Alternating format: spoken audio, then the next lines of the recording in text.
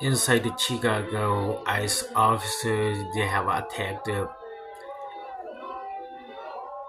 in a protest. Why they have shipped to legal migrant? I don't know, no idea what they have to do there here. ကြည့်ကြပါဦးဒီမှာ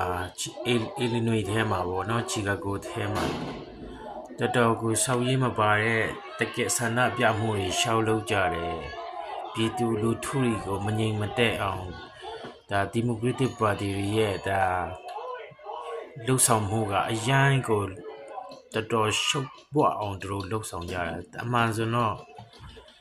ဒီပြဿနာတွေကတကယ်ဆိုတော့ဒီ Republican ဒီပါတီနဲ့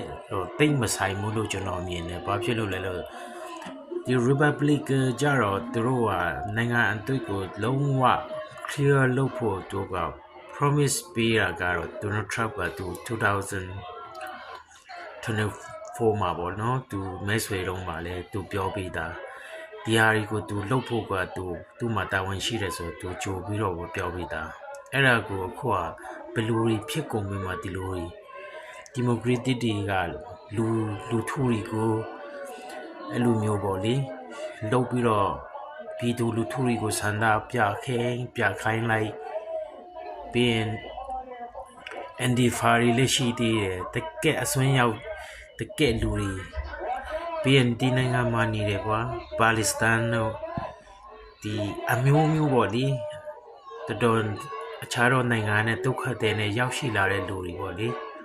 ဒါ freedom space ဆိုတာလေသူတို့ကပါစနဲ့ပြောတာတကယ်ဆိုတော့ over speed ဖြစ်နေကြတာပေါ့လေ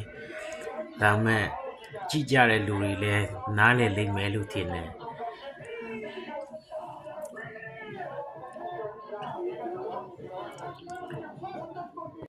ဒီနေရာမှာလေကျွန်တော်အနေချင်းပြောချင်တာ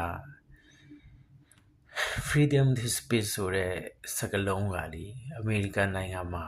လူပဲသူမဆိုဒါသူ့မှာ freedom ဆိုတာရှိတယ်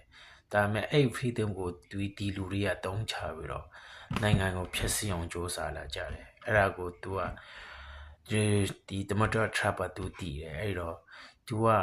တကယ်မှောင်ခိုတကယ်မမှန်ကန်တဲ့ဒီနိုင်ငံကလူတွေမဟုတ်တဲ့လူတွေ तू က clean up လုပ်တာအဲ့ဒါကို သူတို့ကစန့်ကျင်တာ